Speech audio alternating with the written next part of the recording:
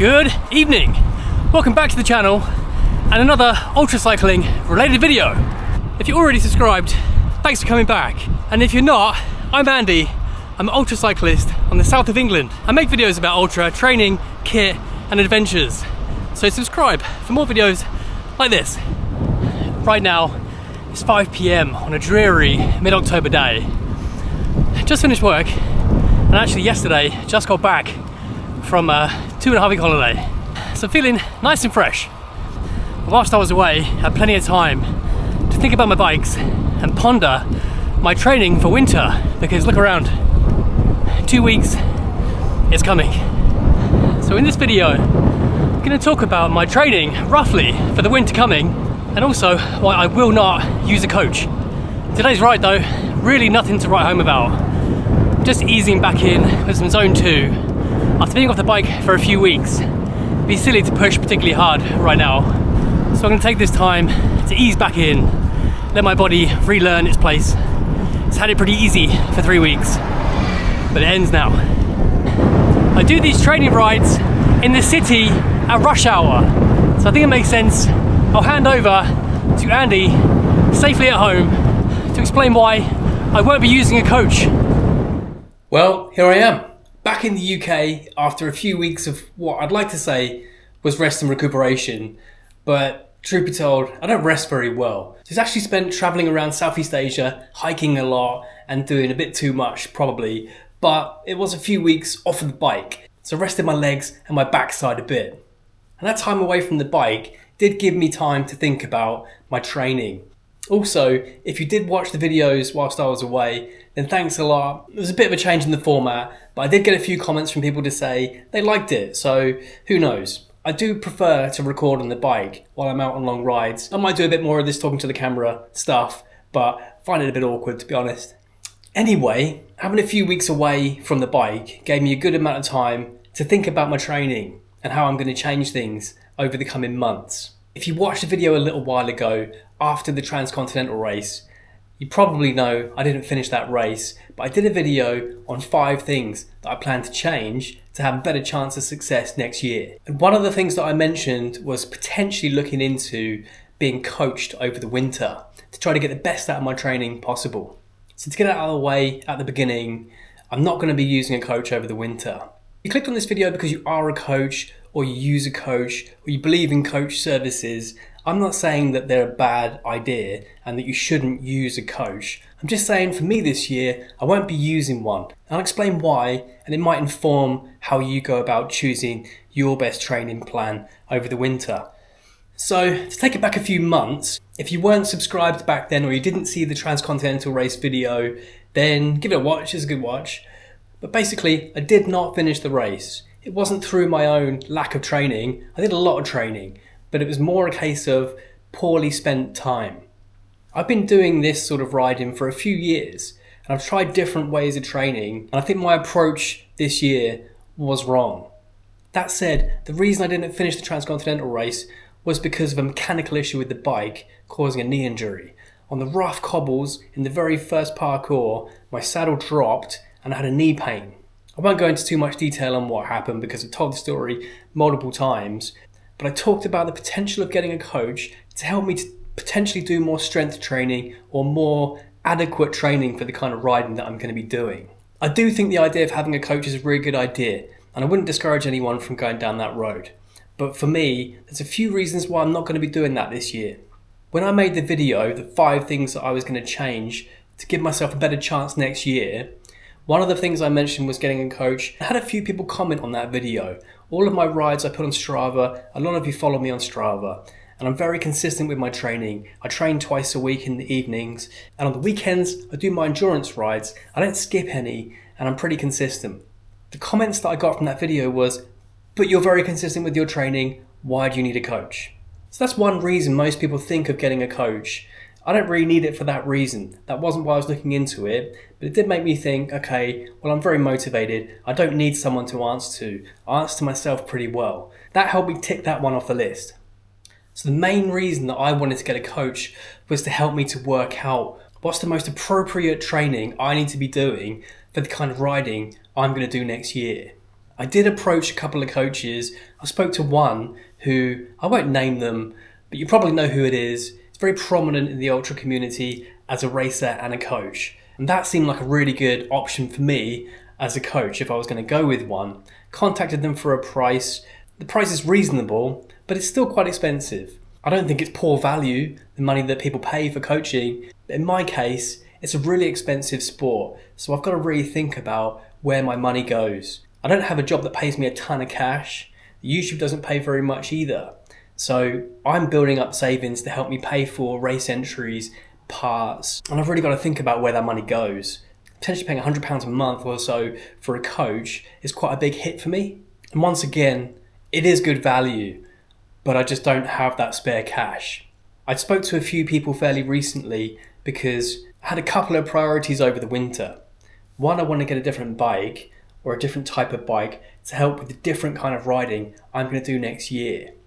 I did contact a few brands in the hopes that having a community and a subscribership on YouTube, maybe somebody will help me with a bike.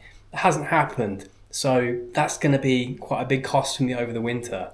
And I'm not entitled. I don't think I'm entitled to a free bike. But that would have made a big difference, and I'd have some cash to put towards coaching. So I've got to pay for my own bike. The bike that I rode last year, my Mason Definition, I love it. But the group set on that bike came from a different bike that I owned previously. So it's done a lot of miles. I definitely need to change some of the components. That's going to be quite a big cost for me. And I'd really like to change the frame for a slightly different frame. It just means that's my priority, and my spare cash has to go towards parts and my bike. I've already got quite a lot of money to spend on race entries, travel. If you've raced anything like the Transcontinental race, or you've done Paris-Brest-Paris, London-Edinburgh-London, anything like that, then you have a good understanding of just how expensive this sport can be. It will bleed you dry, and it's worth every penny. But all my spare cash, apart from holidays, pretty much, all my spare cash goes towards the sport. My clothes aren't particularly nice, apart from a couple of nice jerseys. I put everything into riding. So yeah, I just need to prioritise where that money goes. Another thing that helped seal the deal, I watch a lot of people on YouTube coaching in not just cycling, but sports in general. One channel I follow, and if you don't already watch, you should subscribe. I don't think many YouTubers push people towards other YouTubers. I will, because it's a really useful source. But there's a channel called Bulletproof Cycling. I'm sure a lot of you probably subscribe already. If you don't, I would suggest watching it. If you're keen on being as good as you can be, channels like that are a pretty good resource. He's a coach basically and gives a lot of information for free. One of the videos I watched fairly recently answered one of the main questions for me and made a lot of sense. He was talking about strength training for cycling. If he's asked which strength exercises should cyclists do, he doesn't reply with any strength training and suggests that don't think of it as strength training, think of it as stability. And that made a lot of sense to me. To get better at an exercise, you need to do more of that exercise. So cycling, doing intervals, different exercise on the bike, that should get me fitter and stronger by pushing the pedals. The way he explained it was that the issues won't come from strength outside of cycling, it will come from imbalances and instability. And that made a lot of sense to me. A couple of years ago, I did a lot of work in the gym, a lot of strength training, and didn't really find that it benefited me on the bike the following season. And that was 2 winters ago. I didn't really find that it benefited me in terms of fitness, so I didn't do it the winter just gone. But one thing I did notice, after doing all of that work, I could plank for about 3.5 minutes, lots of stability work. I was working on my neck, shoulders, doing lunges and things for stability. And that year I had no injuries, none whatsoever. It was actually the first year I've had no injuries. And at the time, I kind of put 2 and 2 together, but I didn't do it again last winter. And there was a couple of reasons for that really. Partly, I was kind of put off by doing strength work, going to the gym over the winter, because it didn't benefit my FTP or my fitness the following season.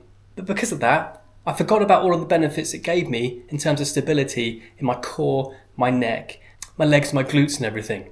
But I will say, that injury in the TCR, it wasn't caused by instability in my body per se, I don't think, but it did make me wonder afterwards if I'd done all of that work, once I'd made adjustments on the bike on the fly, maybe I could have recovered and carried on in the TCR, but who knows?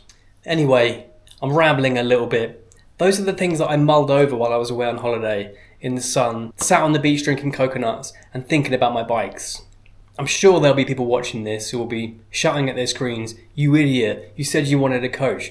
And maybe, but I said I was considering a coach. I don't think it's the right thing for me this year. I can't really afford it, and I feel like I've got a good idea of a direction to go this winter. So that begs the question, what am I going to do? So as I'm recording this, it's the middle of October. We've got about 2 weeks before the clocks are going to be changed. It's already dark in the evenings. We got back from holiday yesterday at 8 a.m, descending through the clouds. It seemed like we were descending through clouds forever, like the clouds just were never ending. And eventually when we got through the bottom, it was just wet, dreary, dark. Everyone was waterlogged, and it was a good introduction to what we're in for this winter. There's no getting away from it. It's indoor training season or getting used to the rain. So in 2 weeks' time, when the clocks are brought forwards, when I finish work in the evenings, it's going to be pitch black straight away. So that's when I change my training. I prefer to do it that way. As soon as the clocks change, start my winter training, have my bike ready, mudguards on, and start training for the following year. My plan, as of now, is to carry on with the same split in terms of times. I'm still going to train on Tuesday nights and Thursday nights. I'm still going to do my Saturday morning spin with my mate Rob. I'm still going to do my endurance ride on the Sunday, but the focus of all those sessions is going to change. Based on the previous winters and the outcomes of the training that I did, I think I can get a pretty good mix now to try to get the best program I can come up with myself. As last year, I'm going to focus in the lead up to Christmas, I'm going to focus on FTP and try to get my power up as much as possible just to get as fit as I can. So I'm still going to make my Tuesday or Thursday an interval session and try to get as much power as possible. I'm going to make the other session, Tuesday or Thursday, zone 2 to recover and get some hours in on the bike. On Sundays, I'm going to cap my rides to 100 miles and let that be my endurance ride for the week. And those are pretty much going to be zone 2, maybe a little bit of tempo here and there. But I'm going to try to keep all of my intensity into that interval session just once per week. I mentioned previously that I joined a gym. I have access to a gym, so I am going to go a couple times a week. I'm not going to focus particularly on strength training. I'm going to follow the advice of the Scottish guy, Bulletproof Cycling. I'm just going to focus on my core and stability work. I'm going to do my planks, press-ups, sit-ups, all of that kind of stuff to help with my stability in my core and my glutes. I'll do that a couple times a week, and I'm going to leave all of the strength to on the bike during that interval session. I think that'll give me the best chance of getting a really good base in the run up to Christmas. Because probably, same as last year, once I hit the new year and I've had the Christmas break, to change my training on the way into the season. I keep saying same as last year, I am changing things. I have learned from last year, but the actual split of how I break the year up, I think works well. The difference after the new year will probably be in volume. Because what I did this year, I think was the wrong idea. I was doing longer and longer rides on Sundays, hoping that if I build my mileage up and up and up, I'll get better and better at ultra distance. I think the fact is, I know I can ride ultra distance, there's no issues there. I should do some to make sure my body is in condition to do it, but riding 150, 200 miles every 2 or 3 weekends is not going to help me prepare for races. I think I went into the season with a bit too much fatigue. I don't think that's the reason I didn't finish the TCR, but I do think it's a factor in why I didn't finish All Points North. But that's all a bit off from the distance. I've got plenty of time to think about how I'm going to lead into the season next year. That said, that's probably roughly what I'm going to do. So you can probably tell by now, there's not a huge amount to change from last year, I don't think. But perhaps if I got a coach, they give me a completely different plan. And at some point, I'll be interested to see how that goes. But this year I won't be doing that. I appreciate this is another video of me talking to the camera, a bit different to what I've done in the past. I hope me thinking out loud can help some of you to formulate your own training plan. Not everybody's in a position to get a coach. So let's see how it works out for me. If you do watch this and you have any pointers on how you broke down your training, if you do strength training, why it's so beneficial, and if you've got examples of how it worked for you, I would like to hear it whilst I get my plan together in the next week or two. Either way, cross your fingers for me. I'm hoping for a much more productive season next year. And there we go. Thanks a lot for watching, folks. and the last few have been much more waffle and less riding. But let me know. A few people commented and said they prefer it. Too much riding? Surely not. Anyway, let me know. As for now, I'm going to start thinking about getting my bike ready for winter riding. Right now, I haven't ridden a bike whatsoever. In the last 3 weeks, there isn't a Vietnamese scooter. So I can't wait to do an endurance ride this Sunday. For sure, as of next week at least, we're back to our standard transmission of riding and talking a load of rubbish. Hope to see you there. In the meantime, look after yourselves, and I'll see you all next week.